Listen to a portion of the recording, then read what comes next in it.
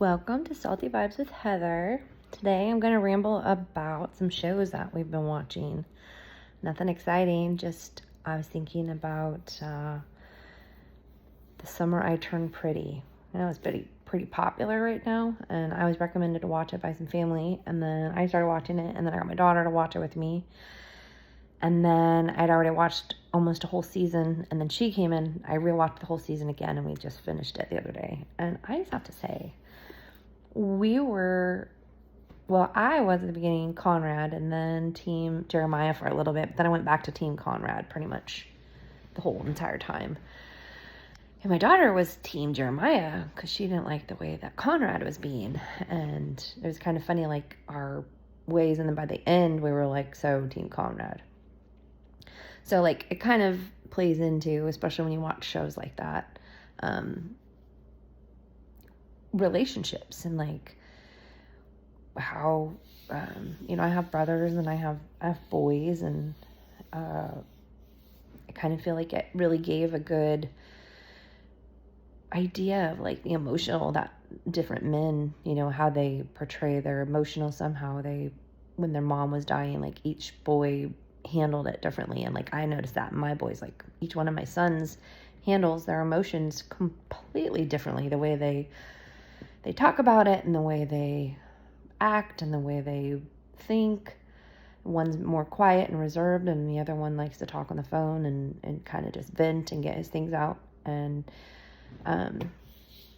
but both of my boys are very sensitive, kind, caring young men. And I don't know, I guess the show, like, for some reason just really made me emotional. And I know it's a teenagery show and I'm older, but after having I was married for 23 years, and I met my husband in high school. We got married young. I was almost 20, so I was 19. I was like a month away from turning 20, and he's a couple years older than me.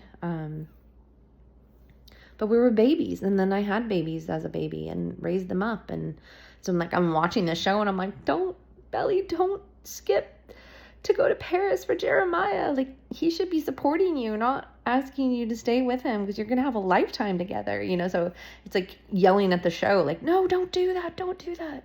Because there was things that like I wanted to do when I was younger, and I wanted to, be a travel person. Like, I was in the school and everything. And then I met my husband in school, and we started dating right at the end of right before we were graduating.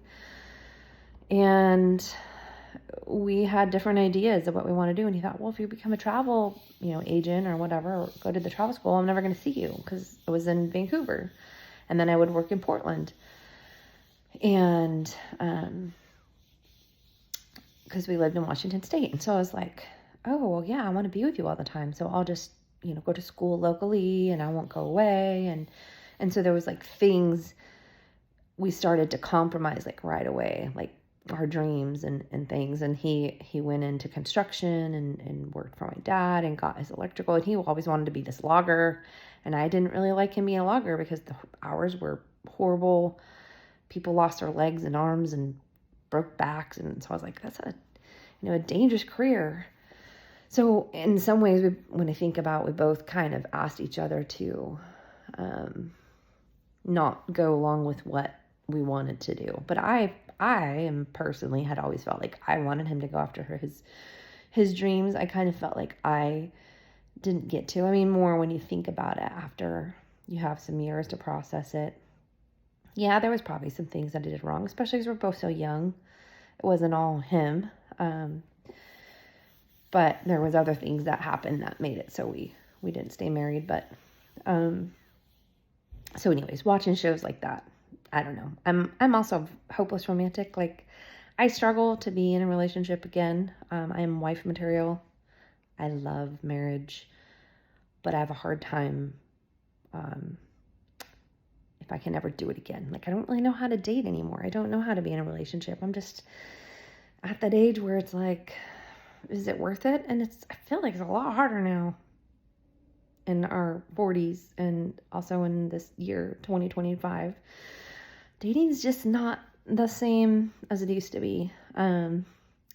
And I love hard, and I want to love my person and them to be my favorite person, and I want to go on adventures and I want to do things.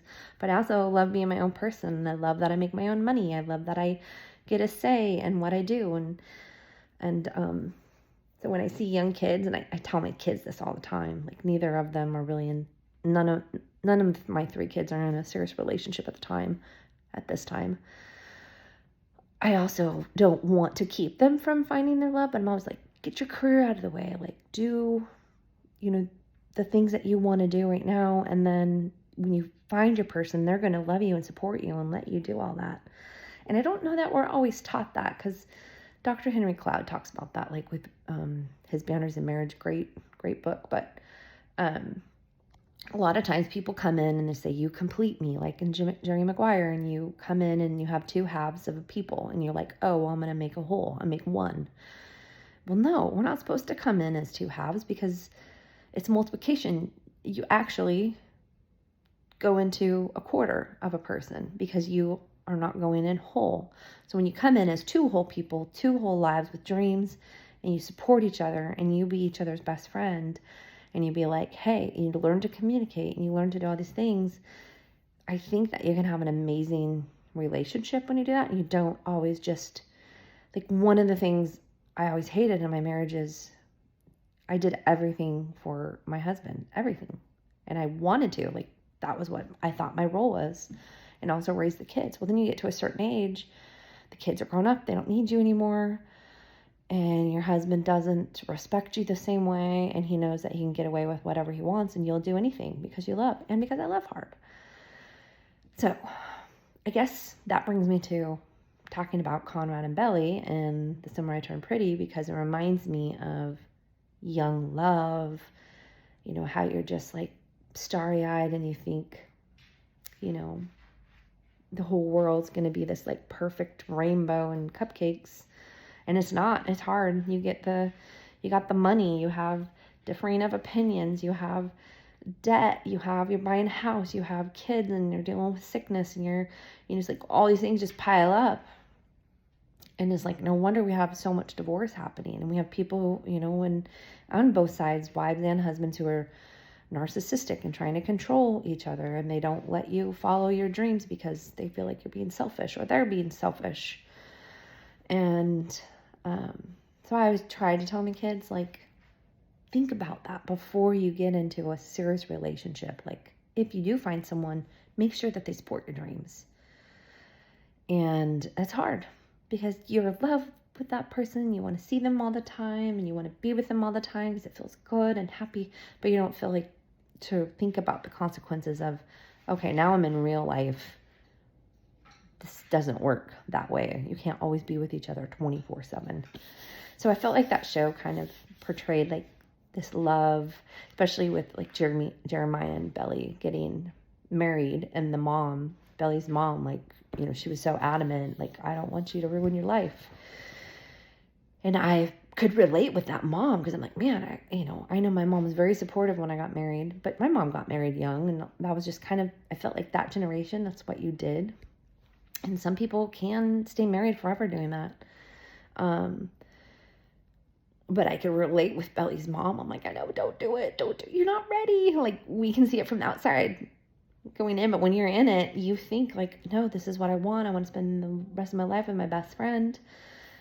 And they became codependent on each other, and it was unhealthy. And I like how they portrayed that because I thought that was really good. One of the things I am part of in my coaching that I have done, my life coaching, is trauma and grief coaching. And it's a nonprofit called Stronger Co.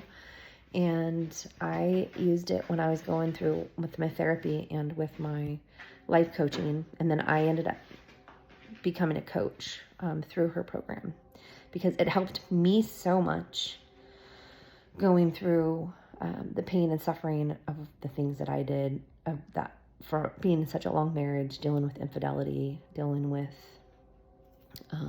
losing who you are, losing somebody that I loved with my whole entire heart, but I had lost me in that process, and I realized I didn't know who I was anymore. I was him. I was so codependent on him. One of the great books my therapist gave me was Codependent No More. And I read that thing inside and out like all the time. But there are some really good books. There's a 6-week program in Stronger Co that we do. There's good videos. There's all kinds of really nice Facebook groups that you can get on that if you are struggling in a relationship where you've completely lost yourself, or maybe you're recently divorced, or you're going through a divorce where either the wife or the husband cheated, or something like that. You have a lot of grief and you have trauma. Totally check out Stronger Co website. Carly is the founder, and she's based out of Montana, and it's all nonprofit, so it's paid through the grants that she gets, and I am one of the coaches, and she has coaches in different states. So awesome program, highly recommend it. If you are looking for also life coach, I do I'm certified in life breakthrough coaching. I can help set up a program of, like, let's say, you're recently divorced and your kids are grown and you want to start a business or figure out what you want to do with your life. I can help you bridge that to where you want to go next. And I love, especially women is kind of like my focus, my niche, helping you find your spark again, your aliveness, what you want to do with your life, your dreams. And I'm just here to listen and support. And it's not therapy. I'm not a therapist. But it's just, we give tools. There's a lot of books and things to recommend, but it's amazing. It's awesome. And so I would love to help you out. My website is lifeissaltykisses.com. I have an Instagram page. It's Heather White Coaching. And I do a 30-minute free consultation, and everything can be over phone, or we can do video chat, or we can meet in person if you live in the same area as me over a cup of coffee. And I just love to sit and chat with you. I have women that I work with. I've worked with women when I lived in Alaska. I'm on the trauma side of things, and it's just really where my heart, my passion is at. I do real estate as my business, but I also am doing life coaching on the side. So I would love to be here for you. I would love to help you. I would love to help you get to that bridge. I know, like I said, life coaching, I think, helped me 10 times more than my therapy. Therapy was amazing. It got me through what I needed to, but life coaching helped me get to the next step, the other side of where I need to be. And life's not perfect, and we always have trouble, and we're never going to be perfect. We're always working on ourselves, and we're always growing and being a better human. But I would love to help you out. So you can follow me, subscribe here to my podcast. Again, this is scrappy starting. It's not perfect. Hopefully it can get better as I go along. Sometimes I'm just picking something out of my head and I'm going with it. It's more of a commentary podcast. I do plan to have some guests on here after it grows a little bit. But I just thank you for listening. I thank you for subscribing. I will be having more on my YouTube channel as well. And I look forward to speaking with you if you're looking for a life coach. Subscribe below and have a great day.